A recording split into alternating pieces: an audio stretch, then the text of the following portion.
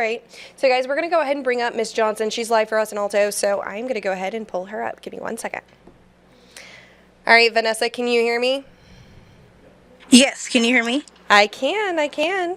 So kind of give us the rundown of what we're looking at over there. I know that there's been a lot of damage across East Texas, so kind of give me the rundown. I know we've been hearing from so many reporters today. What's it like over where you are?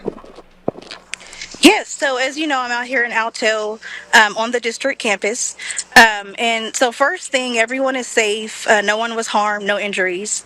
And I'll get into it. So I'll show you here behind me, and I don't know if you can see that, but it's a car in the back.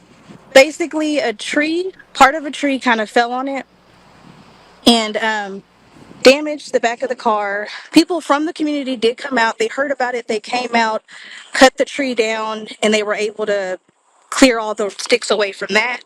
And then the elementary school, that was like the other huge thing. And you can't really see it, but strong winds kind of came through and it ripped some of the roof off. And I'll show you kind of some aftermath of that across the street and basically across the campus. It pulled some of the insulation off, and I don't know if you can see that, but all of that yellow stuff in the back, it's basically everywhere. So That's the roof was pulled insulation? off and insulated. Yes. Wow. That is Yeah. everywhere. I mean, it had to have been some very strong winds over there for that insulation to be blown all over everywhere. You can see it in the trees. Is that what's in the trees too? Yes, ma'am. It's basically, so it's kind of in front of the campus, it's on the roof, and then it moved its way across the street. And there are some trees that were knocked down, and like you said, it's in some of the trees as well.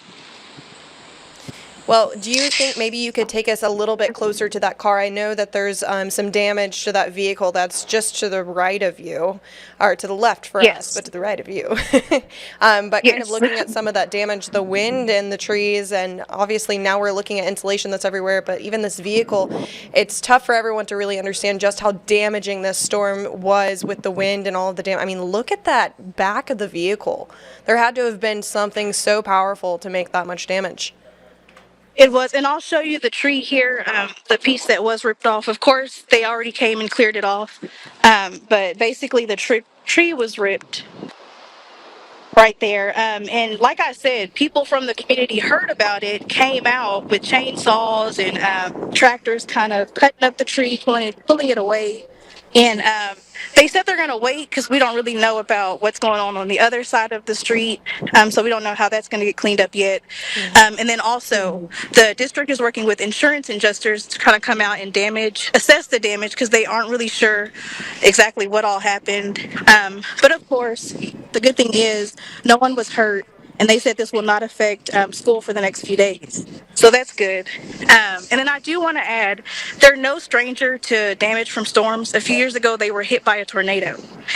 And that kind of damaged some of the high school and some of the elementary gymnasium.